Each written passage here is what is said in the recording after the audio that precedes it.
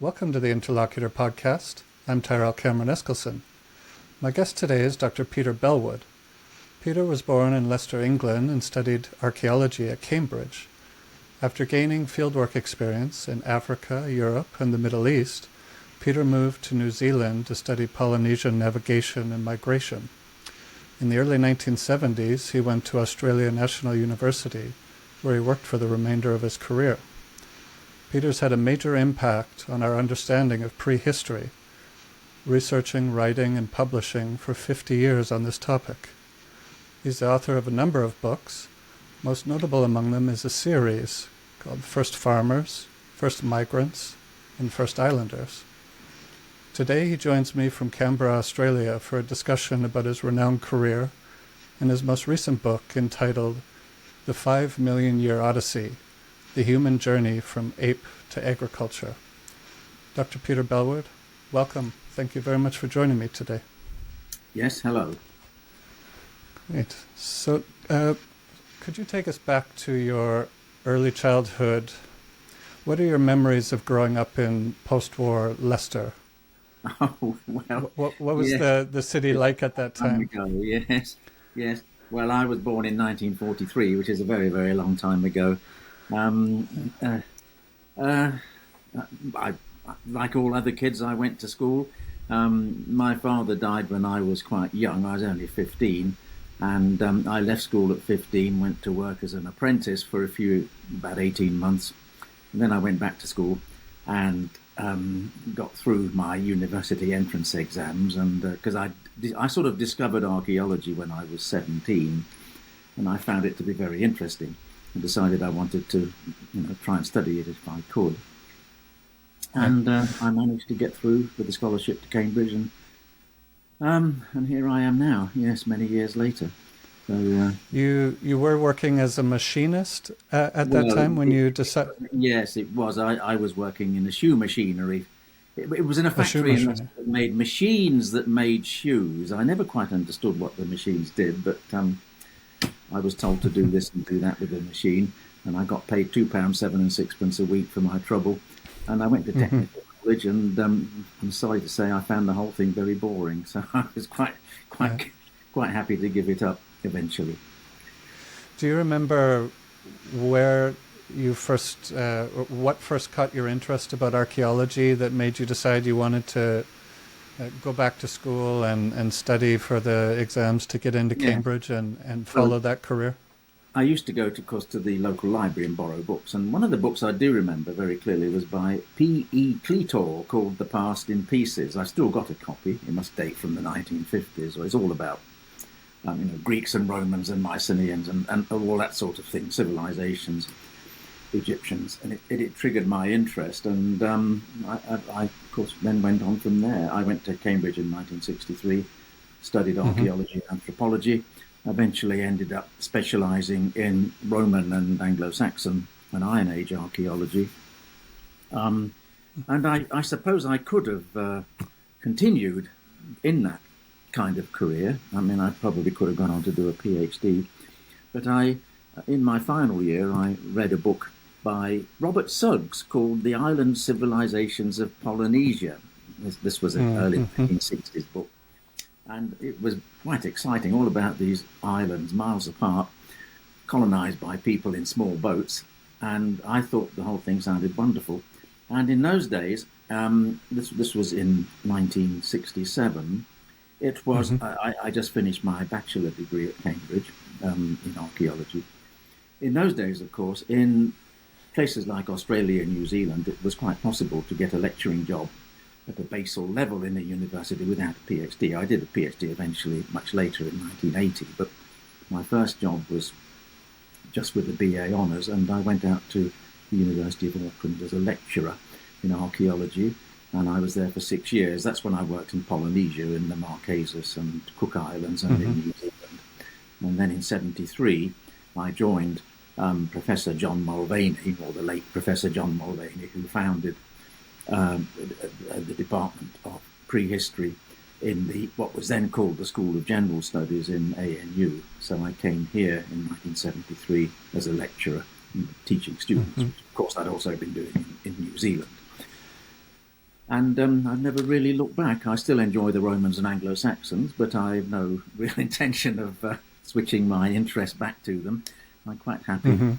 what I'm doing in the Pacific and Southeast Asia, and all this stuff that I write about early agriculture and the Neolithic and so forth, and language families and things like that. At that time, you were doing digs in Roman architecture or Roman sites, but am I right that you also spent time in Iran and Northern Africa? Yes, well, one of Yeah. my great friends, a guy called Norman Hammond, who I'm going to visit, he still lives in Cambridge, and I'll be visiting him in August when I go back to the UK to visit family.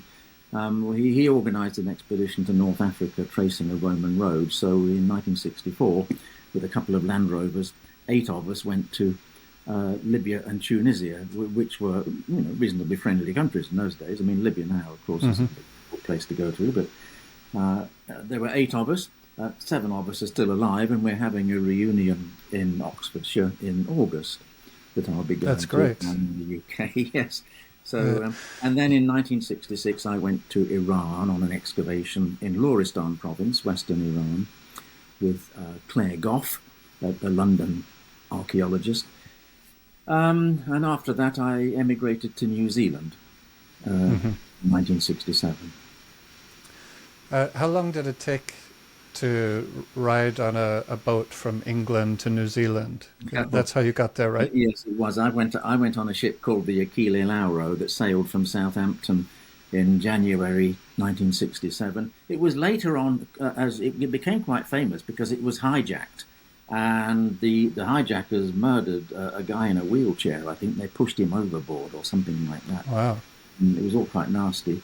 But it was when I was on it. It was an Italian ship, Lauro Lines. It took 4 weeks and 5 days through the Suez Canal, around India and across to Perth, and then to Sydney. And I got off it in Wellington, in New Zealand. So it was quite it was an incredible trip. Something I've never done since, because of course no one goes on ships for reasons of getting from A to B nowadays. Everyone ships are just for cruising, I suppose, and everyone flies. Hmm. So you, in your late teenage years, were working in the shoe machinist shop, Yeah. and you changed to archaeology, and by the age of 21 were traveling, going on digs, and then later going to Iran, and then Yeah, later yeah, going by ship to New yeah. Zealand. It must have been very Yes. exciting for you as a young man to have these adventures and get this kind of experience. It was, because I suppose by the time I was 24, yes, I'd been to throughout the Middle East, North Africa, much of Europe, and also across the Pacific, because I went to the Marquesas and Society Islands in 1967. And in those days, the Marquesas had no airports. Of course, you had to go sleeping on the deck of a copra ship that was to go around the Hmm. island with transporting produce. Nowadays, there are, of course, airports and far many more tourists, but in those days, the Marquesas were very remote. Yes, Hmm. and they were major experiences, certainly. And then in '73, of course, I came to Australia and started my work in Southeast Asia. I went to Indonesia to start with, and then Hmm. after that to Malaysia, East Malaysia, and later the Philippines Great. and Vietnam and so forth. And of course, at the same time, I've supervised many PhD students from those countries, and I've often joined them in their field work in Hmm. different parts of Southeast Asia. Mm. When you're training to be an archaeologist, how much time is spent in the field versus how much time are you studying books in libraries? Is there a somewhat even balance of both, or is it mainly library work and some field work? Well, I think nowadays students do go on field work. When I was a student at Cambridge, there was students weren't expected to do field work. We Uh-huh. were sort of encouraged in our vacations to go and make our own arrangements, but fieldwork courses were not provided by the university. It was all sitting in lecture rooms and reading and writing essays.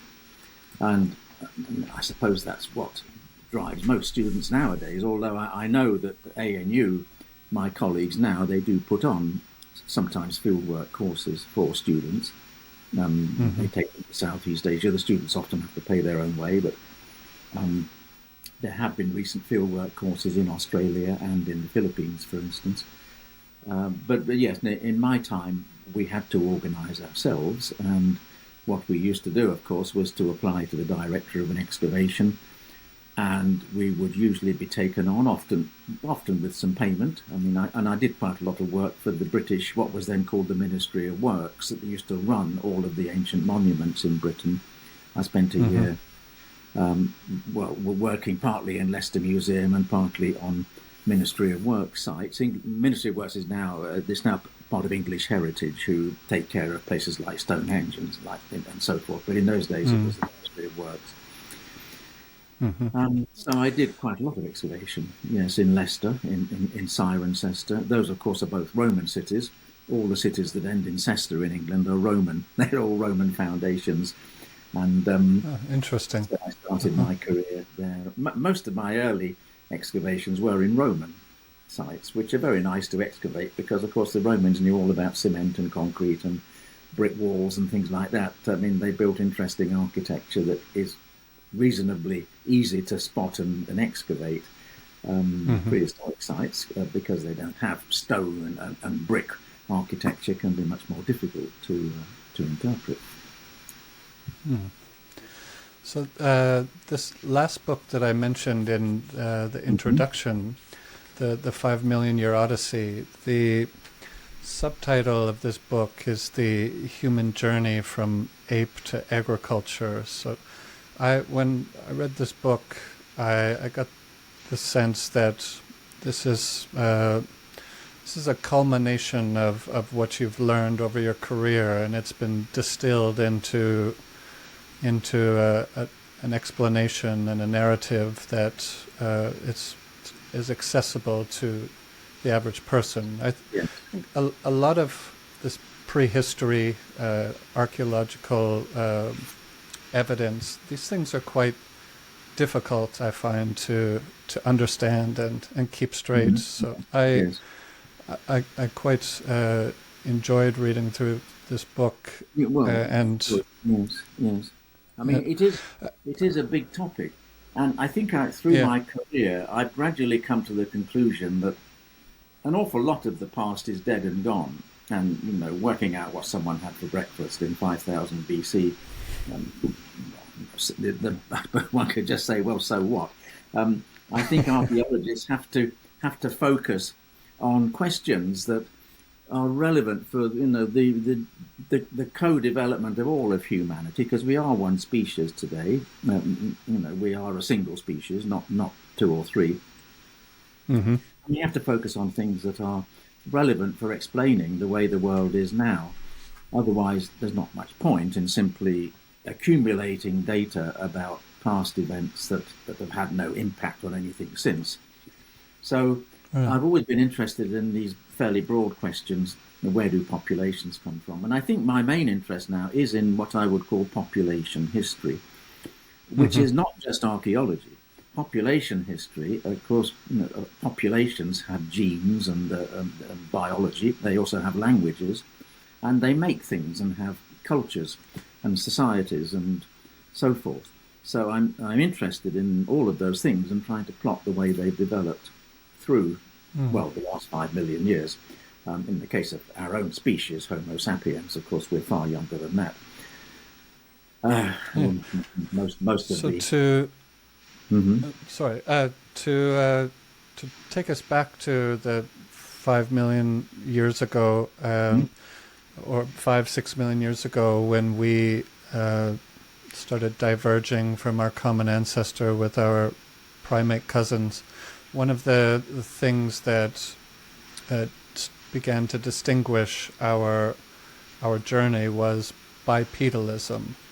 And could you talk a little about the significance of why that developed and how it affected the subsequent course of the journey that our hominin ancestors took? Well, bipedalism, of course, is the clue to humanity because we are bipedal creatures. We stand upright, therefore our hands are free.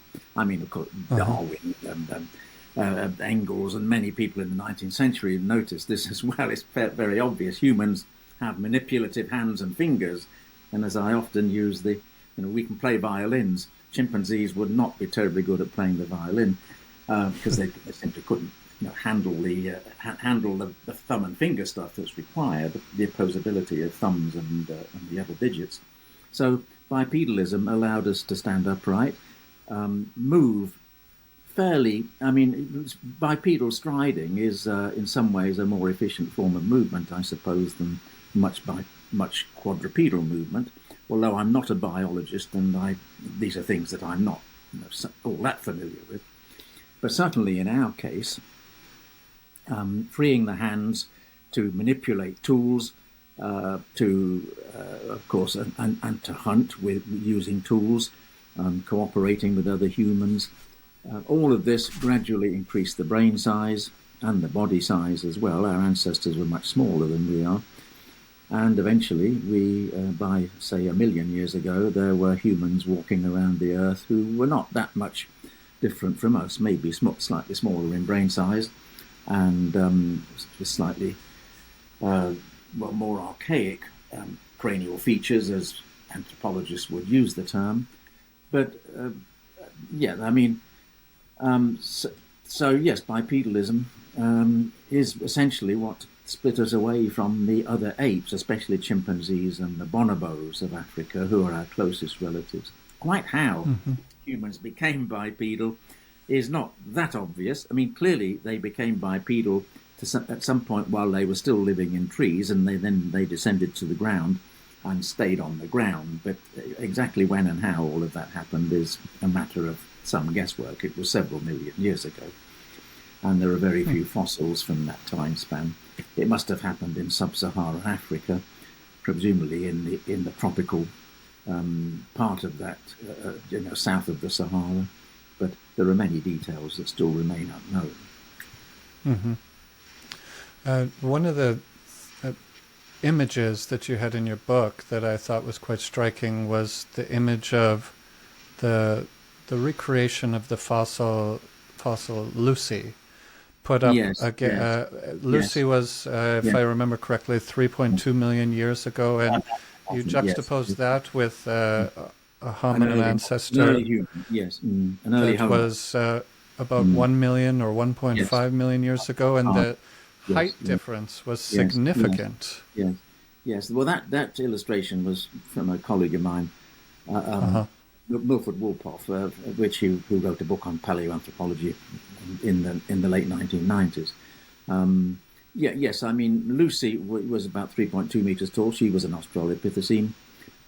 She was bipedal like we are. Her hands, of course, were much more designed for grasping branches than playing violins. I mean, I suppose she was on the way from the ape ancestor into the modern human body form, but still quite a long way from it, and very tiny. Yes, and with a very small brain, of course, about a third or less of the size of our brains today. Quite what she was capable of, we don't know. She probably knew how to make stone tools. Whether she could talk, well, that's a question that no one's ever really been able to answer. And if she could talk, what did it sound like? We don't know. You mentioned stone tools. I've read, I think from Francis de Waal, that chimpanzees or some corvids are able to use tools in a simplified way, say to get termites out of a hill or to do a simple task. But there's something completely different about the manufacturing of one's own tools. And when do we start to see that in the archaeological record, and what's the significance of the onset of that? Yeah, I mean, corvids, you mean crows, right? They drop stones on to break open eggs or something like that. Yes, and of course chimpanzees will use sticks and stones to do things. But humans are the only ones who sit there deliberately flaking a stone tool to make a sharp edge. No, it is possible to train. Someone did once train an orangutan to do that, but of course in the wild they don't do it because they don't need to. But they do pick things up and use them as tools. But the actual flaking of stone tools, well, some say 2.5 million years ago, some say 3.2 million years ago. It depends on whether you believe the dating for the geological layers that these stone tools are found in, and there's often a lot of discussion and debate about that, of course. I would say probably about 2.5 is the most likely time, maybe among the later Australopithecines. Then by about 2 million years ago, anthropologists recognized the arrival of what they call the genus Homo, mainly because of an increasing brain size. I mean, a lot of evolution, of course, is continuous and gradual. There are no sudden jumps that take place, but there is general agreement amongst anthropologists that the increasing brain size at about 2 to 2.5 million years ago was what was behind the emergence of what we call the genus Homo. And the genus Homo includes things like the Neanderthals and the recently discovered Denisovans in Russia from DNA in bones found in caves, Homo erectus, Homo habilis, all of these other Homo creatures, but not Homo sapiens, of course. We come much later. Mm-hmm. I guess since you brought up the different species of Homo, let's get into the out of Africa hypothesis and what we know about this history, because it's quite a lot more complicated than just human beings originated in Homo sapiens originated in Africa and migrated out sometime, say, 70,000 or more years ago. There were several waves of our ancestors that left Africa, and it's quite complicated, the picture that emerges from these migrations off that continent. It is. Now, of course, yes, anthropologists define Homo sapiens by the shape of the skull, a sort of high globular skull, and a modern sort of Homo sapiens-like face with a chin and a brain size of 1,400 cubic centimeters. I mean, Neanderthals had the same brain size, even bigger. But there are fossils in Africa and in Greece and Israel that go back to 200, 300,000 years ago that anthropologists call Homo sapiens. I would have to say that there is no guarantee that any of those early Homo sapiens contributed genes to the population that's alive across the world today. This is the big issue. Anthropologists know that not all populations go on forever. A lot of them die, even within a species. Many lineages will disappear, die out. That is very clear from ancient DNA research. They don't all survive. And that's just the way it is, I suppose. They replace each other. Quite why they don't survive is not clear, but they certainly, Neanderthals died out, but so did many lineages of early Homo sapiens.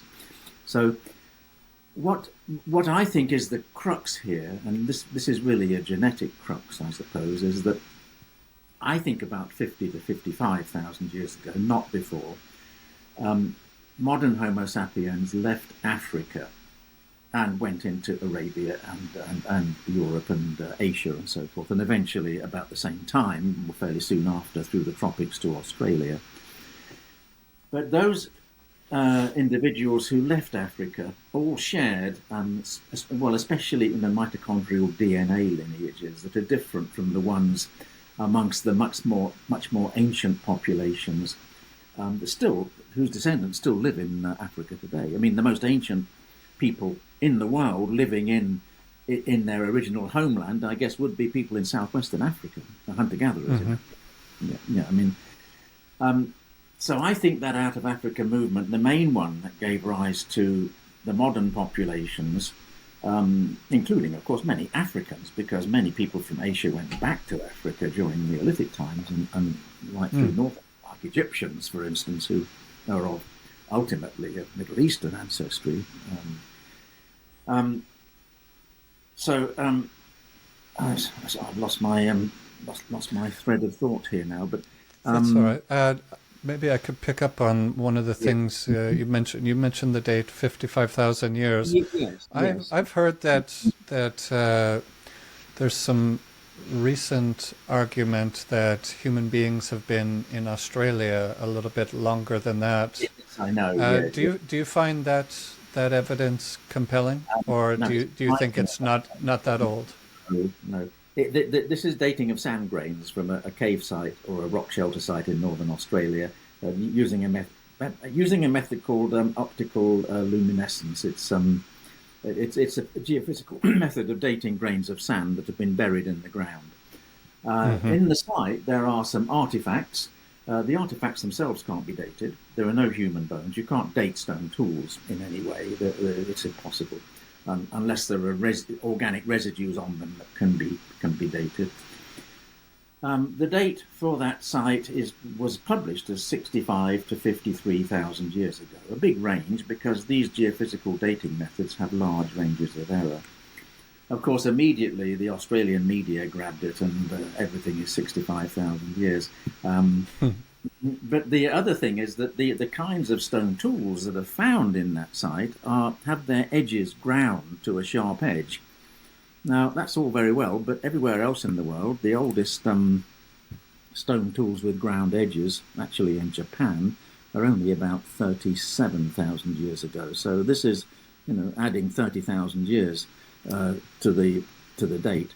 And the problem is with these so-called edge-ground tools in Australia, they have been found in this Northern Territory site, and a few small fragments have been found in other caves.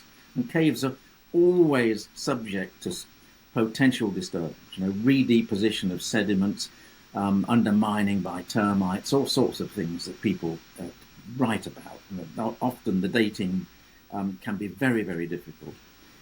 And these edge-ground tools are not found they're never found in Tasmania, and they're only found in the central and southern parts of Australia within the last 10,000 years or so. So that I think if they were brought in 65,000 years ago by the first arrivals, then in theory they should be spread through the whole country. So I think here we have to think hard about the dating.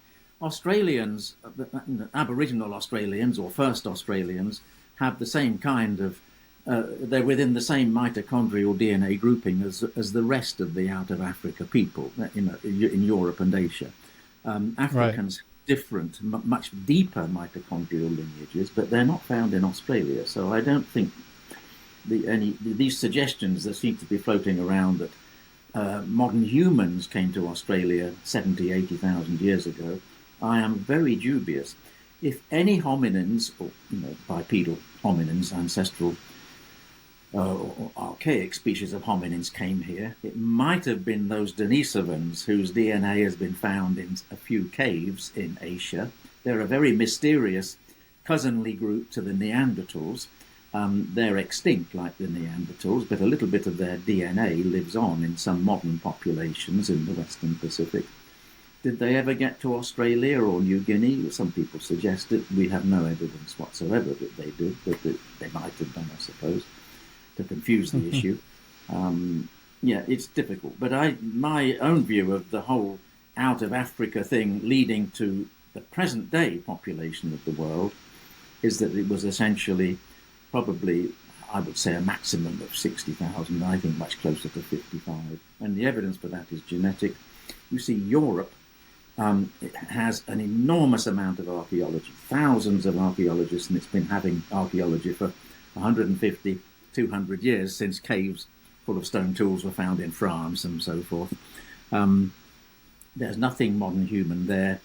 Well, until recently, the oldest modern humans in France and Germany and other places, Bulgaria, were about 47,000 years old. There's recently been a claim from southern France for a single tooth that may be 54,000 years old, but even that is not 65. You can see here that the bulk of the evidence is really saying that these very early dates are to some degree beyond the fringe. If they are right, then they have to be bolstered with other finds of the same type, and that certainly hasn't happened yet. No one else has found a site that's 65,000 years old in Australia with stone artifacts in it. With the, it just hasn't happened, and most other sites are much younger than that, probably closer to 50,000 years ago. All right. Before Homo sapiens migrated out of Africa, before Homo sapiens even arrived on the scene, some of our ancestors migrated out of Africa. There's a site in the Caucasus, in the country of Georgia, called Dmanisi. Well, they're 1.7 million years old, because they're nothing to do with modern humans. They're rather small brains. I've been to that site a few years ago. Yes, it's a beautiful site in an old abandoned monastery in sort of southwestern Georgia. But those are, they're a mystery. They're contemporary with Homo erectus. This is soon after 2 million years ago, when hominins first came out of Africa and went to places like China and Java, and they seem to have gone to those areas quite quickly. By 1.5 million years ago, stone tools are found in quite northern places in China, in sites not too far away from Beijing. Well, Beijing, of course, has very cold winters. This means that these early hominins, who would probably have been tropical African in origin, were quite quickly spreading into some pretty cold latitudes. Whether they went along the south of Asia and then north, or whether they went up, around, obviously they're not going to go smack through the middle of the Himalayas, but whether they went north or south of the Himalayas, no one knows. Modern humans certainly went north of the Himalayas, but whether people did 1.7 million years ago is not clear. But no, humans, hominins, anthropologists use this term hominin for the human-type creatures who are not Homo sapiens. And yes, hominins were certainly spreading through Asia by soon after 2 million years ago. They certainly got the Java about that. And was there, in most locations, was there extinction due to the arrival of Homo sapiens, or was it case-by-case basis? Some of them died out on their own? Yeah. This is difficult. This is a biological issue, genetic issue, that I'm not, of course, an expert in. What we can say is, in the case of, say, Neanderthals, they no longer exist. But we all carry people all over the world, except in the far southern part of Africa, because Neanderthals evolved in Asia, of course, in Europe and Asia. Nearly everyone carries a few Neanderthal genes, 2 or 3%, something like that. So they died out. They partly sort of hybridized into us to a small degree. I think what happens my view here, if you look at the last few hundred years of Western colonial history, you especially Australia, of course, you see straight away that what happens is Australia was basically a hunter-gatherer continent. Tens of thousands of Europeans landed out of ships with sheep and cattle, and they were clearing all the forest, building towns, and driving the indigenous people off the land. The indigenous people, not surprisingly, caught lots of diseases. Their birth rates dropped dramatically, especially in Tasmania. No more children were being born. And of course, they lost their languages, and things developed that are still a major issue in Australian society today, just as they are with Native Americans in North America, in the USA and Canada, of course. I think this happened with ancient hominins. Modern humans probably had faster birth rates. There have been analyses of numbers of artifacts in sites, and it's been suggested that modern humans were more numerous than many of the archaic hominins, and that they just outcompete them, not necessarily through any sort of deliberate genocide, but simply through being greater in number, taking over territory occasionally, because they could all interbreed. That is the other thing that has come, that all of this new genetic work has shown. People thought Neanderthals were a different species altogether, but it has been shown that, of course, they were quite capable of interbreeding with modern humans when they met them. What happened in reality was that they probably didn't meet them all the time, or they lived in different places, had different lifestyles, but occasionally there would be interbreeding, and there was no, well, whether the interbreeding was always producing fertile offspring is another issue, and I'm not sure of that, but certainly some fertile offspring must have been produced because those genes are still within us today, so they have been passed down. Mm-hmm. But what causes extinction? Well, all we know is that only Homo sapiens exists in the world today. All Homo sapiens, as far as we know, are capable of interbreeding, and we can of course see that by simply looking at the way the world is now, the way people travel around.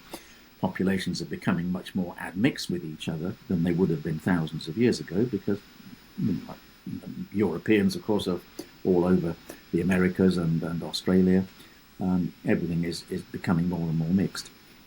Mm-hmm. But yes, this knowledge that these ancient hominins could interbreed, especially the Neanderthals, Denisovans, and modern humans. And there's no DNA from earlier periods. The oldest surviving ancient DNA is about 400,000 years old, with early Neanderthals in Spain.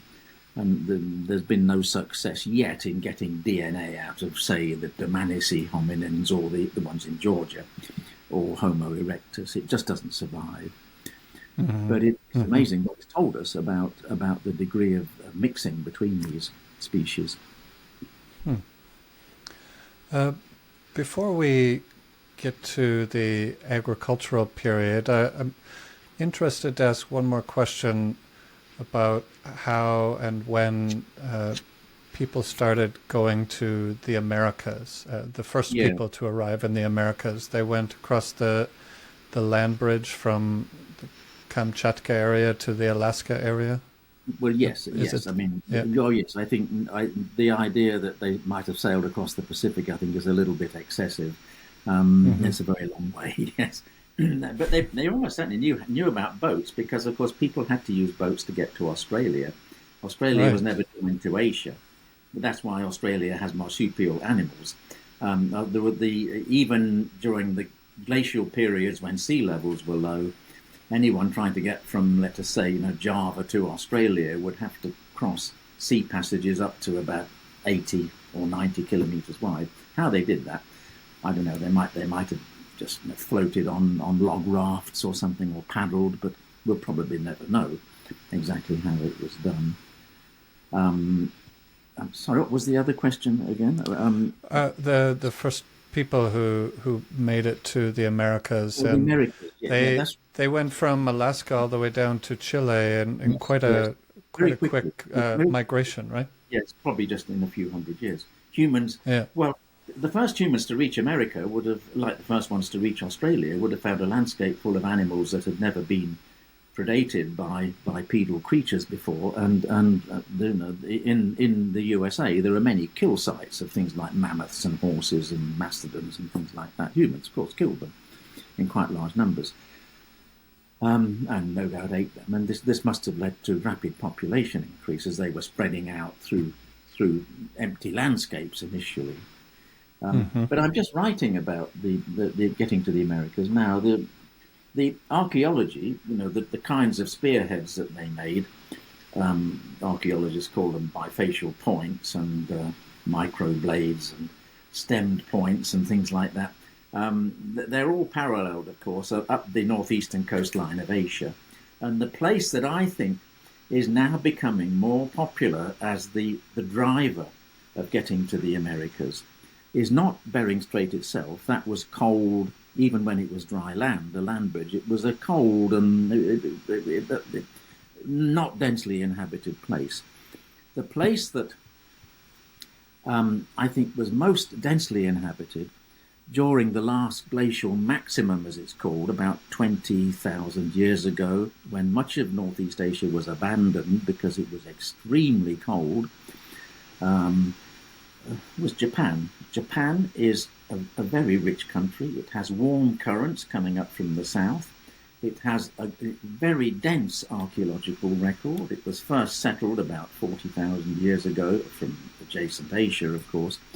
And I suspect that many populations moved into Japan as the climate got colder for refuge-type reasons, the main island of Japan, Honshu, was never joined to Asia. It had narrow sea passages, but people in those days, we know that they could use boats because some of them got to Okinawa by 20,000 years ago, and Okinawa is a long way away. It's hundreds of kilometers off in the Western Pacific. And I think that when the Ice Age withdrew, when the glaciers retreated from North America, exposing the coastline, and while the Bering Land Bridge was still mainly exposed, people sailed or paddled or walked up the coastline, which would have been becoming more fertile as the sea levels rose after the last glaciation. The ice melted. You get shallow sea and kelp and lots of marine resources coming inshore: sea mammals, shellfish, fish, seaweed, and stuff that can be eaten. People would have found the coastlines much more productive than they would have been during the last glacial maximum, during the last ice age.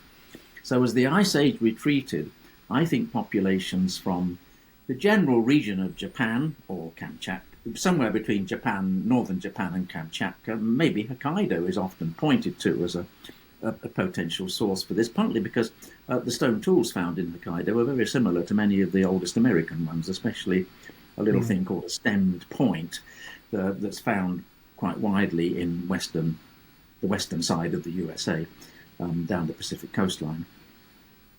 And it seems that about maybe 15,500 years ago, people got down the coastline of British Columbia, probably moving through all those small islands. The ice had pulled back enough to allow a reasonable passage, and they got through into Washington, Oregon, and the north, the parts of the USA that were not under ice, and then they were off. And then once that happened, of course, there'd been rapid population growth. All of those so-called Clovis projectile points that archaeologists find, I mean, they're not the first Americans, but they're not too long afterwards. Then they get through very quickly into South America.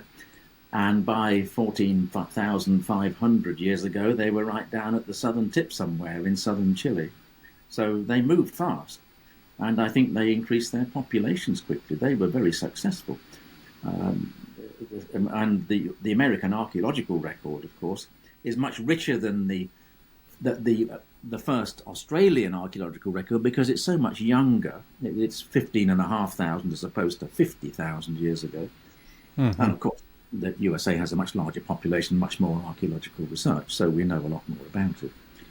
But no, that is the settlement of the Americas is amazing. There's a lot of DNA now. Some Americans carry a small amount of DNA from. One time it used to be called an Austronesian genomic signature. That doesn't mean that people from Australia migrated to America. What it means is that people from maybe Southeast Asia contributed some of their genes, probably through Japan, to the first people moving towards the America. And a lot of tribal populations in South America, particularly Tupi language speakers in southeastern Brazil, carry these traces of what appear to be some sort of very ancient ancestral connection with people living today in Australia and New Guinea. It's because the original migrations through Asia went through that tropical latitude, and then they went up north, carrying genetic traces with them. Mm-hmm. This might be slightly an interruption of our narrative, but I'm interested to ask you how V. Gordon Child's book and the idea that man makes himself. How? Yes. Yeah. What was that? What was the importance of his work when you were a student and graduate student, and how has his work aged into the 21st century? He's one of the few archaeologists that I've heard of. So. Yes, of course. Gordon Child actually was Australian, but he went to the UK and taught at, I think, Edinburgh, was it? I can't remember. I never met him. Of course, he died before I started my career. But Gordon Child, yes, Gordon Child was, he was a broad thinker. Yes, he was sort of the Charles Darwin of archaeology in a way. He thought about these big questions. He came up with these terms like the Neolithic Revolution, the Urban Revolution. When most archaeologists were sitting there counting and measuring things, he was sort of thinking about what happened with humanity and how did humans evolve civilizations. I have a copy of Man Makes Himself here. I mean, it's some years since I read it, I have to say. And of course, when you read these books nowadays, they are very old-fashioned in style.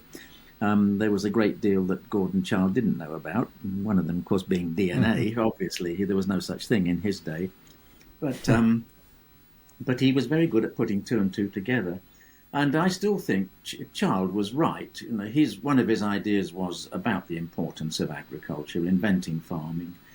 And of course, we are 8 billion people in the world today. Well, that's simply because some people in different parts of the world invented farming. If they hadn't done, there would certainly not be 8 billion people in the world. There might be a few 100,000, or maybe 1 million, but there certainly wouldn't be 8 billion.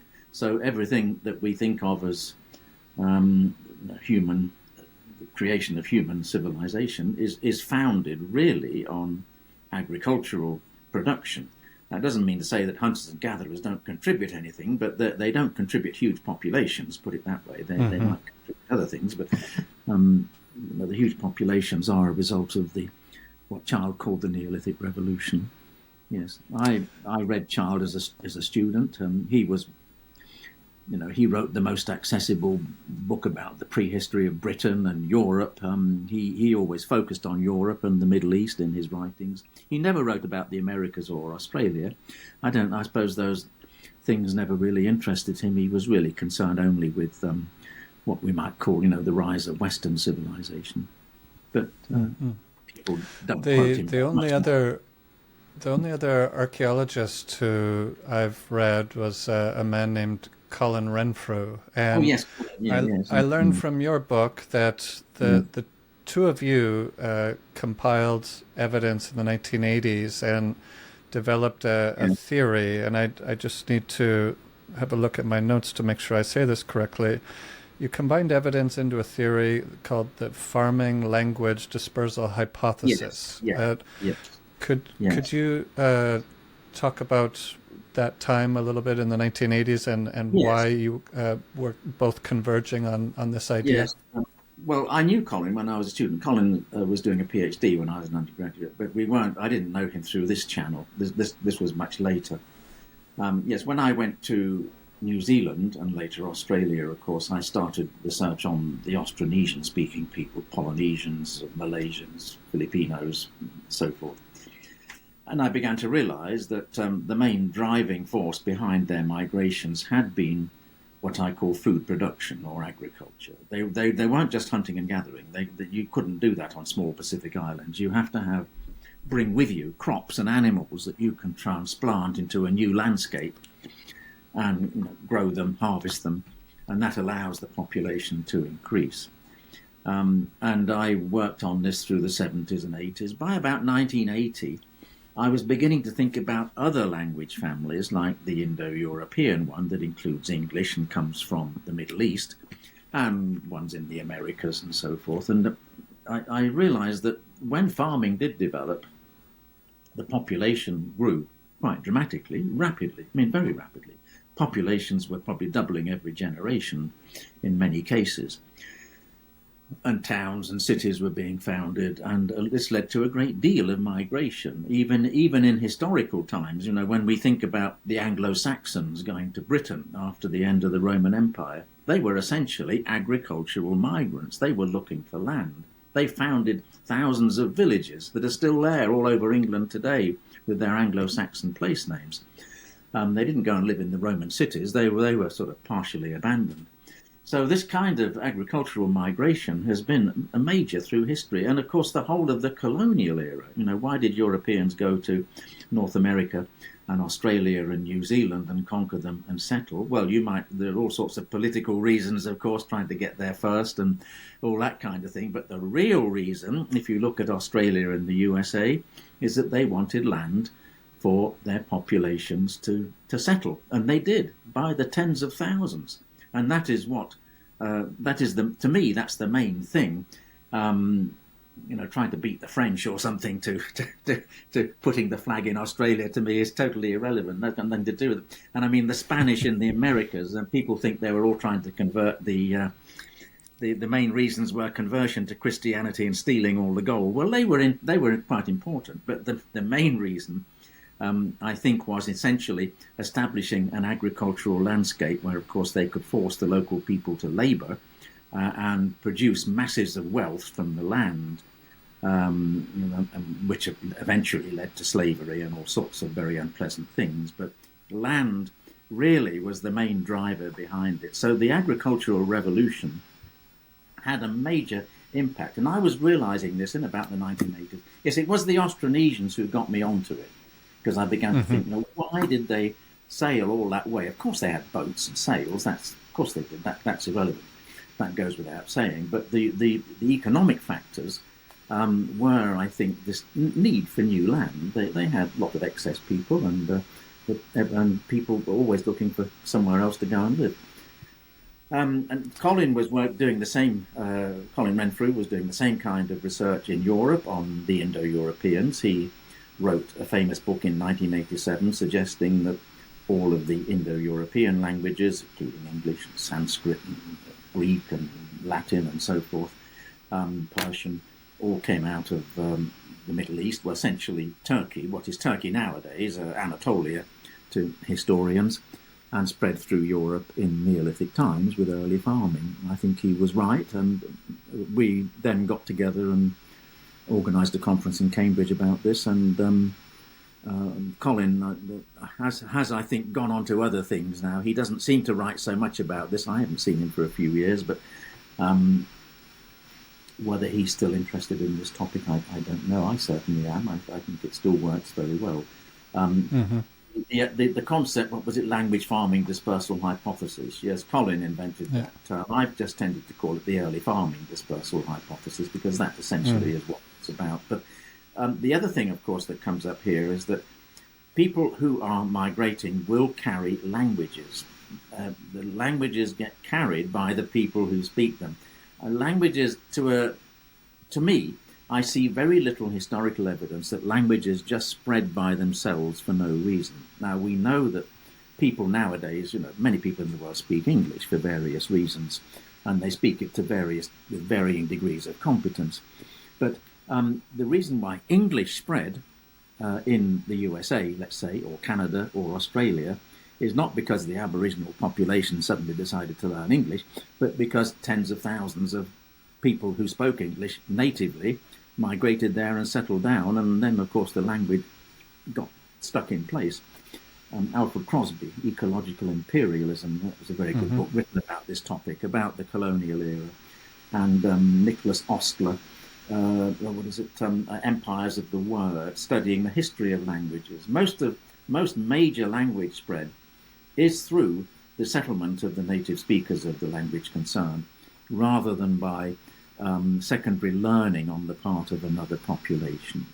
Even though that secondary learning does happen, I don't see it as major. And if you think about major conquerors like Alexander the Great, all the cities he founded, the armies he took with him, they never established Greek because they were always in much smaller numbers than the indigenous populations around them. And they couldn't. So Greek, of course, was only spoken for a few centuries in Central Asia, and, well, certainly in Turkey with the Byzantine Empire, but in the rest of Asia it died out about 2,000 years ago, because the native populations were so large, whereas in the USA and Australia it was completely different. It was the other way around. So, yes, I mean, a lot of this early farming dispersal stuff that I think about does, of course, we see it paralleled in recent history. Yeah, the same sort of thing has happened, and it's continuing to happen, I suppose, even now. A few years ago, I spent some time in Madagascar and studied their history somewhat, and traced their ancestry back to a place in Borneo, but at that time I had heard that if you trace it back far enough, you'll eventually get to Taiwan. And Just Yeah, a year and some ago, I spent time in Taiwan and was studying their history, and this is how I came upon your work. yes, And yes, I would like to talk about the out of Taiwan theory, yes, yes, one of your major contributions yes, to the historical and archaeological literature.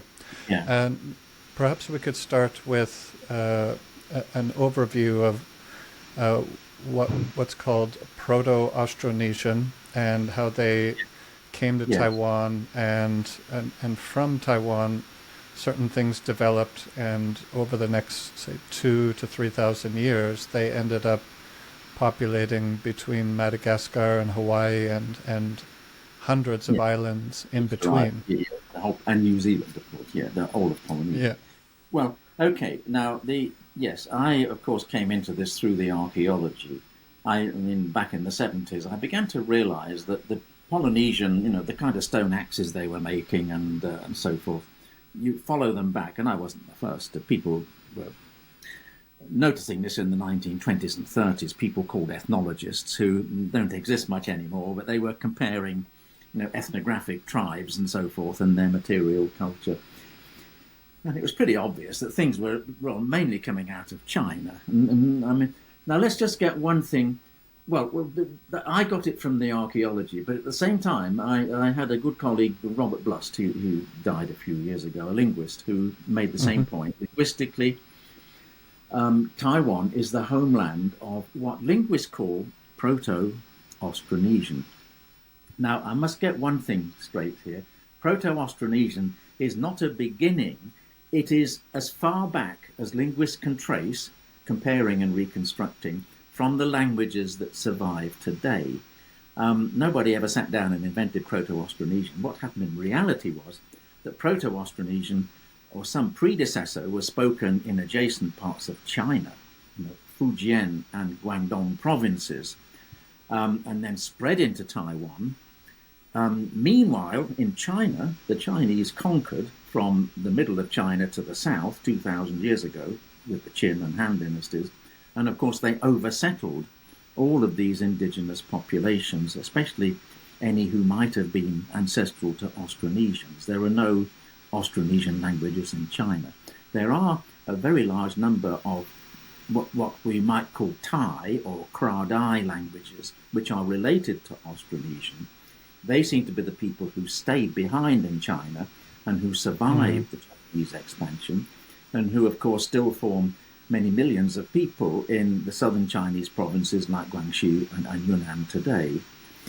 The Austronesians, or the pre-Austronesians, if you want to call them that, went to Taiwan about 5,000 years ago with farming, rice farming, millet farming, stone axes, pottery, nicely decorated pottery. They had boats. They spread all over Taiwan. About 4,000 years ago, they spread to the Philippines. And then they continued spreading 3,500 years ago through the islands of Indonesia to the south. They didn't really settle very much in New Guinea or Australia. They still have their indigenous populations going back much further back into earlier human times. But the Austronesians swept around the north side of New Guinea into the Melanesian islands and then right through Polynesia. Many of the Polynesian islands were settled only about 1,000 years ago. That's partly because with time, the kinds of islands that we call atolls, rings of coral, were growing upwards, and many of them didn't reach the surface of the sea until about 1,000 or 2,000 years ago. So much of the Central Pacific had no land. But 1,000 or 2,000 years ago, these atolls began to, because coral grows, of course, it's a living thing. It grows to reach the surface of the sea, and it can be, the coral atolls, of course, can become habitable for humans, and they did. So much of the eastern part of Polynesia, like Hawaii and New Zealand, those islands weren't settled until about 1,000 years ago because I think atoll growth assisted people to get through, and we now know from genetics that some of them actually did get to South America. Not very many. There was no settlement from South America in Polynesia, but certainly there was some contact, small amount of contact.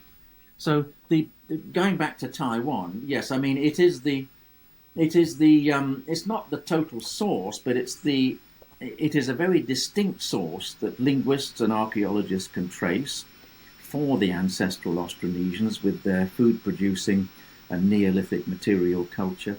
It's the furthest back source they can trace that is not on the mainland of China, where so much has now been replaced by Chinese expansion in historical times.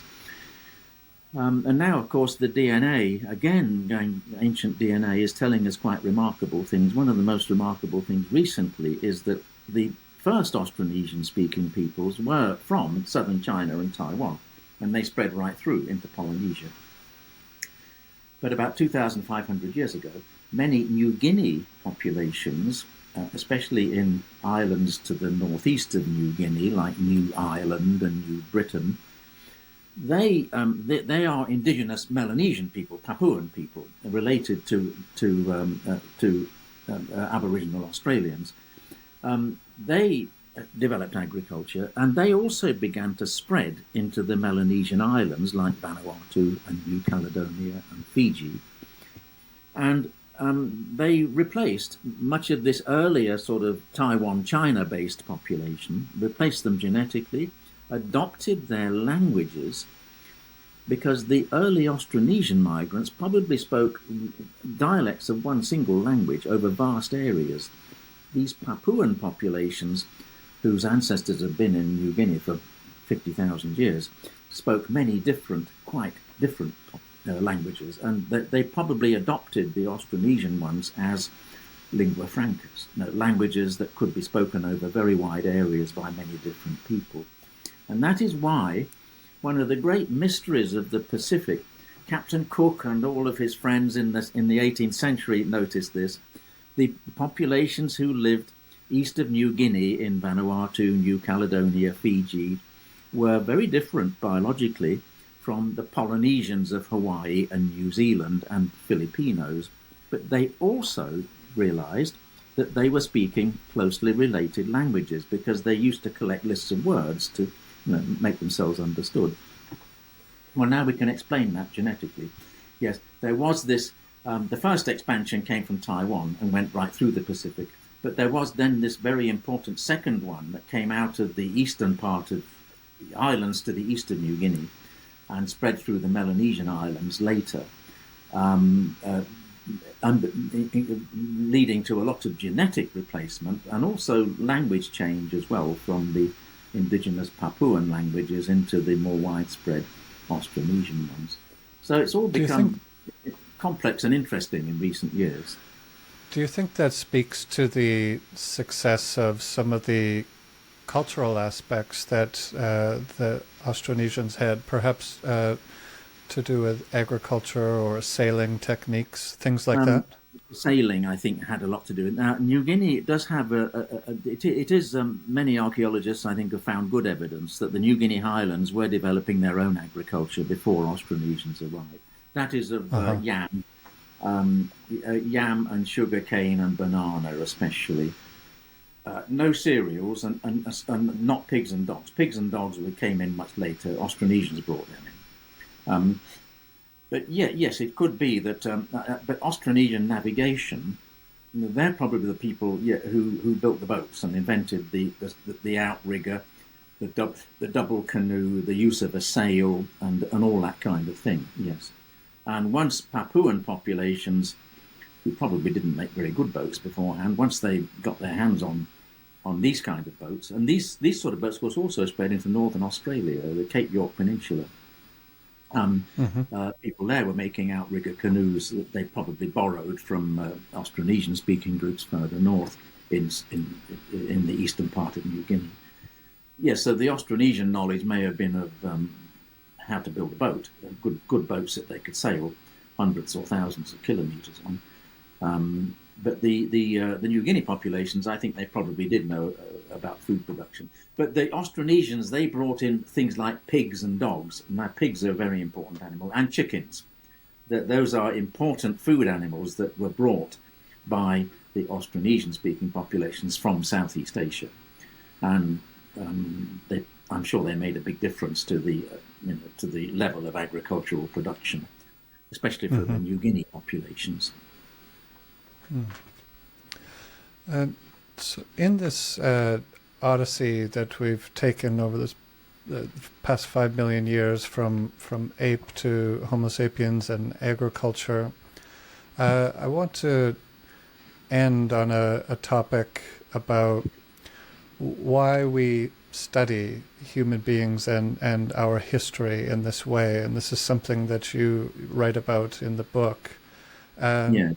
You write about how this knowledge of our human past, our shared common humanity, shared human nature, can have a positive impact on how we treat each other in the future. Yes. Do you Yes. think that this is the most valuable lesson that we can draw from this human history, from this story? Yes.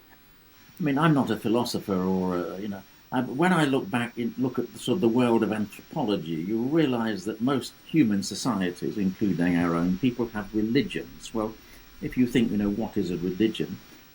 I see religion as the way that people explain why they exist. For many people, that's got a lot to do with it. I mean, there's an awful lot more to religion as well, both good and bad, but explaining why, how the world came to be and why humans exist and what's going to happen to us in the future and all that kind of thing. Yes, I mean, I think that the knowledge of the past is something that humans somehow have always wanted to know about. When Europeans got to Polynesia, they found that on Polynesian islands, all of these different groups, they all had mythology about their past, gods and heroes and the founder, the people who arrived first in their canoes and founded their societies. They remembered all of that, and the genealogies, how many generations going back in time with all the names like you get in the Bible. These sorts of things are important for people. So some people do like to know where we all come from. Maybe not everybody. I'm sure a lot of people couldn't care less, but I think knowing where we come from is sort of exciting. It doesn't help. It doesn't solve the world's problems, but it. I think if the more people realise that all humans are closely related, hopefully, the more they'll sort of respect each other. It doesn't mean to say that all the wars will stop and so forth. I'm sure that's too much to hope for.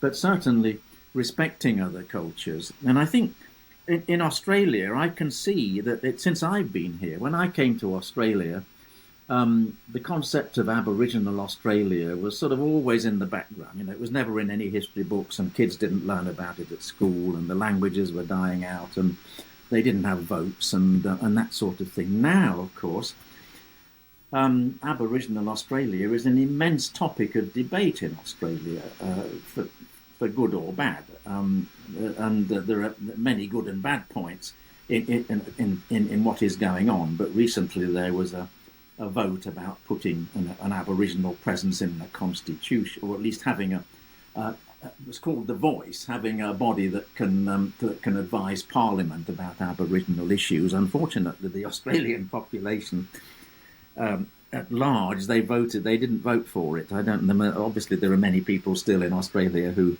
probably are not very concerned about Aboriginal issues. I suppose that is true. But, there is more thought about the Aboriginal past, more respect for it, a lot more respect. When people give a talk in Australia now, they always refer at the start to the traditional owners of the land. I mean, that has become almost universal in large public gatherings. It certainly wasn't until a few years ago. So all of these things, in other words, the first Australians and what they did before and since Europeans came, is bulking larger and larger in the everyday life of ordinary Australians. And I suppose that is a good thing. Yes, there's more awareness. Whether it means the behaviour is better all around in terms of things like racism and so on, I can't really say, but hopefully it does impact on those sorts of things to a certain degree. Well, from personal experience, when I was learning about this, that we all have this shared common humanity, all have this shared human nature. I found this to be a very powerful idea, Yes. and Yes. not just idea, but fact, I guess. And it had a large impact on me and how I thought about human beings living on this planet, and even though we look quite different from each other, Yes. we all have the same ancestry. So I Yes, think we that's do. a very important and powerful idea. Yes. And And if you live in countries, like Australia or the USA that are highly multicultural, where you do have people living side by side from all over the world. I mean, Australia is full of people from Asia and Africa and all over everywhere. And you realise that, yes, that mhm, everyone can live together. And yeah, we have a very short history. We're a very young species. Well, the mhm, I mean, I suppose modern humans, Homo sapiens, probably split from the ancestors of Neanderthals maybe 600,000 or 700,000 years ago. But recognizably in the biological and skeletal record, we're only 100,000 or 200,000 years old. That's very young, given that the hominin, the hominin line as a whole is probably between 6 and 9 million years old. So we're just yesterday. I mean, the last few minutes in terms of a 24-hour clock.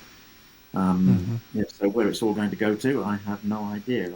I be interested to see what the world is like in a Yeah. couple of thousand years' time. I probably won't be around, I don't suppose, but So we've been talking about this latest book you published called The 5 Million Year Odyssey, and it's the human journey from our ape ancestors to agricultural revolution, and how we came to migrate and inhabit every livable place on this earth. You're now retired from your duties at Australian National University. What are you working on these days? And if people are interested in keeping up to date with what you're working on, yeah. where can they go to follow your work? Well, right now I'm revising. One of my books is called First Migrants, came out in Hmm. 2013, and the publisher Wiley have asked me to revise it, and I'm doing that now. So that will come out. Well, it's due to be the manuscript's due in next year. Mm. That will be I have a a new. copy of that one. Being completely, yeah, you've got the original. That's to the 20 with a boat on the front. Yeah, yeah, the Yeah, Hokulea. That's a yeah. Polynesian yeah, experimental canoe. Yeah, so I'm doing that. I'm going to Vietnam in a few weeks because I'm working with a colleague a younger colleague who's doing excavations with Vietnamese archaeologists in Neolithic sites in north central Vietnam.